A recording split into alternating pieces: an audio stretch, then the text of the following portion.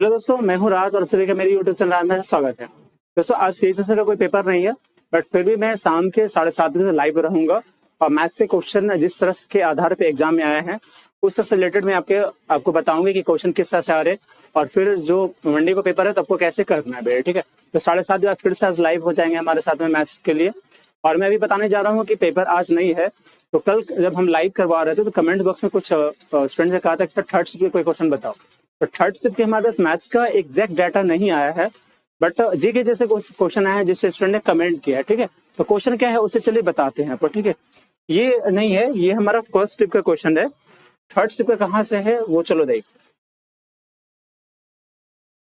देखो यहाँ से थर्ड शिफ्ट के क्वेश्चन है। थर्ड शिफ्ट के क्वेश्चन यहाँ से है। क्या क्वेश्चन है चलिए बताते हैं, है ना। सबसे पहला क्वेश्चन रहा है कि जौहर का उल्लेख सबसे पहले किस पोएट यानी किस कवि ने किया था। एक क्वेश्चन आया था कि जौहर का जो उल्लेख, जौहर शब्द होता है ना, जौहर शब्द का उल्लेख किस कवि ने किया था, सबसे पहले पूछा था। ठीक है, किस कवि ने किया था। तो यहाँ पे है कि हिंद के ओजस्वी कवि श्याम नारायण पांडे ने अपने प्रसिद्ध महाकाव्य जौहर चित्तौड़ की महारानी पद्मिनी की वीरांगना चरित्र को चित्रित करने के उद्देश्य से ही जौहर शब्द का उल्लेख किया था और इन्होंने से बताया था। ठीक है, दूसरा क्वेश्चन आया था कि नीति आयोग जो है उसके अनुसार सबसे गरीब यानी सबसे पॉवर्टी स्टेट कौन सा है, सबसे गरीब राज्य कौन सा है, ये पूछा गया था। तो नीति आयोग के जो बहुआयामी गरीबी सूचकांक जो होते हैं जिसको हम एमपीआई कहते हैं ना, एमपीआई कहते हैं, है ना। चलो, के अनुसार गरीबी राज्यों में मध्य प्रदेश जो है चौथे राजस्थान पे है, बट पहले नंबर पे जिसका स्थान आता है वो बिहार का आता है 52, है ना। बिहार का जो आता है 52 आता है और इसकी स्टेट कहाँ पे है, पटना है। ठीक है, दूसरे नंबर पे जो आता है वो आपका झारखंड है जिसकी राजधानी रांची है। तीसरे प्रदेश पे आता है जो उत्तर प्रदेश है जिसकी राजधानी लखनऊ है।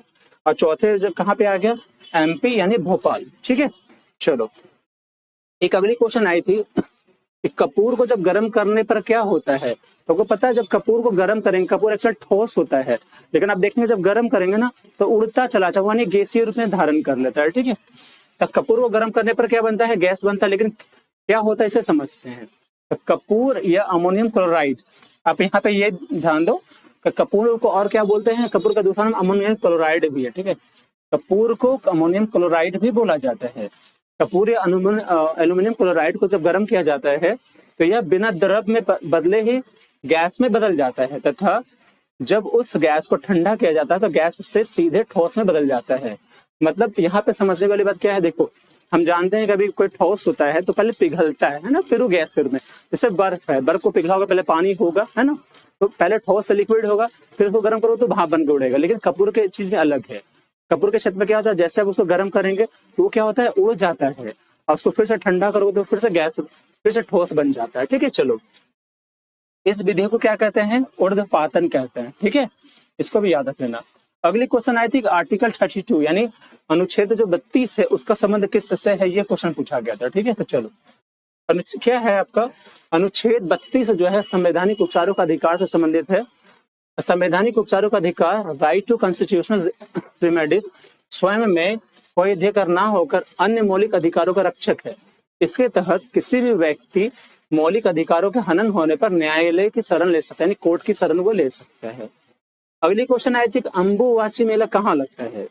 अंबुवाची मेला कहाँ लगता है ये पूछा गया था। अंबुवाची मेला जो लगता है असम का गुवाहाटी में लगता है।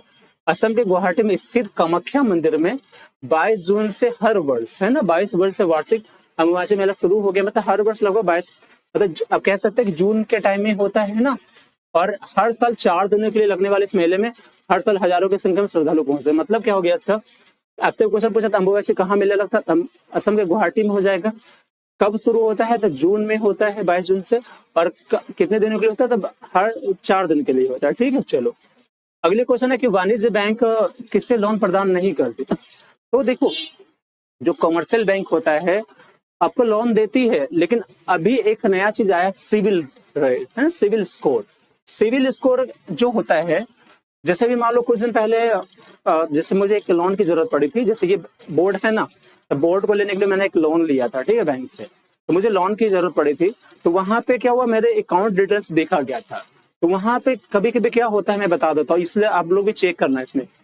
आपको कोई भी बैंक जब लोन देगी ना तो आपका पैन कार्ड आधार कार्ड मांगेगी, वहां से आपका सिविल स्कोर रेट चेक करती है।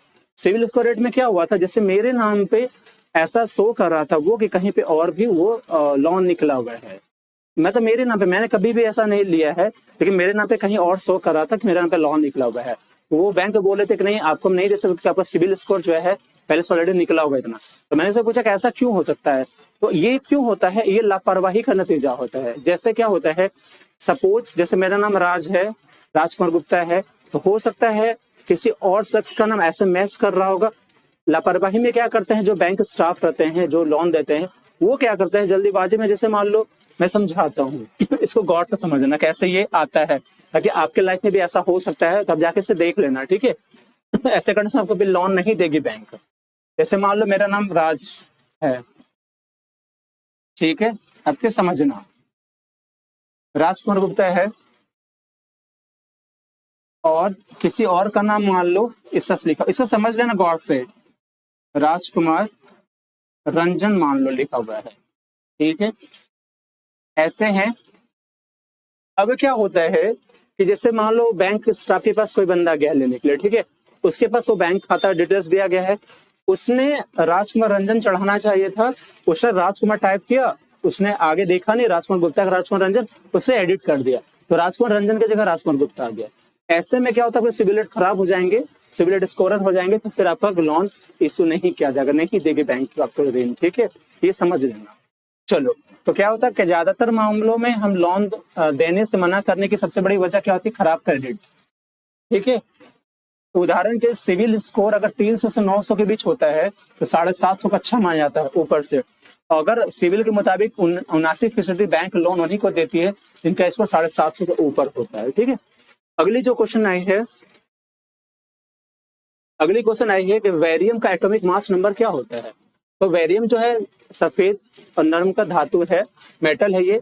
इसका जो परमाणु भार होता है 137.37, क्रमांक जो होता है 56 होता है, घनत्व जो होता है 3.78 होता है, और गलनांक जो था 850 सेल्सियस, मतलब 850 पे ये गल सकता है, उतना गर्म करेंगे तो, ठीक है। चलो, अगली क्वेश्चन आई थी कि बजट के अनुसार कितने रुपया का ट्रांजेक्शन इनकम टैक्स के दायरे में नहीं आता। इसका मैं भुक्तभोगी हूँ, मैं इसलिए बता रहा हूँ, ठीक है। अगर आप ट्रांजेक्शन करते हैं, ठीक है, तो आप 7 लाख के अंदर अगर 7 लाख का ट्रांजेक्शन करते हैं तो बैंक टैक्स नहीं लेगी। लेकिन याद रखना ये चीज है, ये आपका जैसे मान लो, मैं इसलिए बता रहा हूँ कि लाइफ में भी इसका यूज होता है, ठीक है भाई। देखो, आपके जो अकाउंट्स होते हैं ना, ज्यादातर के सेविंग अकाउंट होते हैं, ठीक है,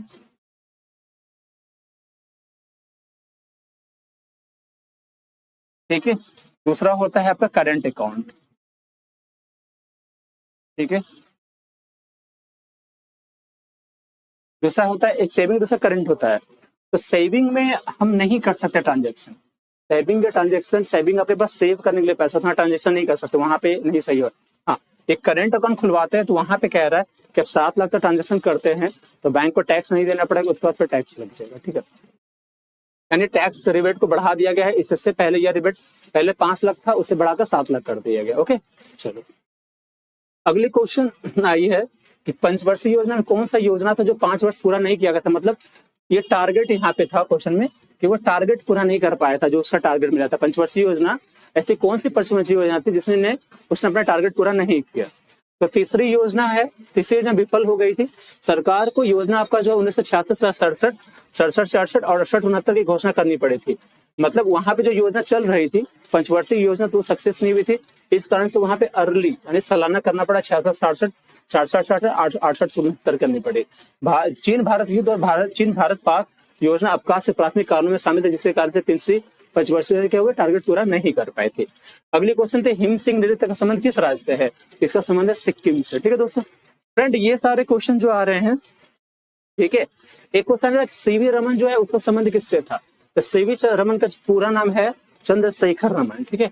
इनका जो है 7 नवंबर 1888 से 21, मतलब उनका डेट ऑफ ऐसे कुछ रहा है 1888 से 21 नवंबर 1970 का उनका जन्म का काल, रेडियो रेशन रहा, ठीक है। एक भारतीय भौतिक विज्ञानी थे, किससे संबंध है, भौतिक विज्ञान से, ठीक है। जो प्रकाश प्रकीर्णन के क्षेत्र में अपने काम के लिए जाने जाते थे, जिससे उन्होंने संशोधित प्रकीर्णन कहा गया। बाद में इससे रमन प्रभाव भी कहा गया, ठीक है। और इसी खोज के लिए रमन जो है सीवी रमन जी को 1930 में भौतिकी के लिए नोबेल पुरस्कार मिला था, और वह विज्ञान के किसी भी शाखा में नोबेल पुरस्कार पाने वाले पहले एशियाई बन गए थे, ठीक है।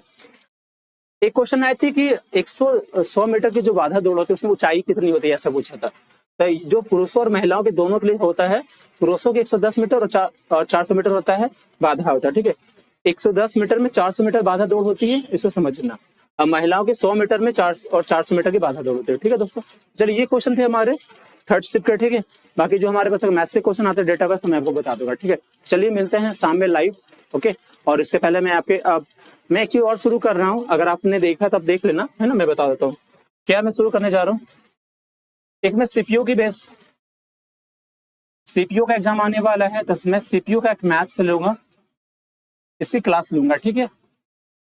सीपीयू का मैथ्स क्लास लूंगा। और सीजीएल जो आपका भी फिनिश हुआ है, तो सीजीएल के पीडीएफ से मैं ना मैथ्स की क्वेश्चन सॉल्व कर दूंगा आपकी, ताकि आपको ना इसकी मैथ्स की क्वेश्चन सॉल्व कर दूंगा, ताकि इससे आपको क्या होगा, आप मेंस जो देंगे उसको फायदा हो जाएगा, ठीक है। तो चलिए मिलते हैं नेक्स्ट में, बाय बाय, थैंक यू।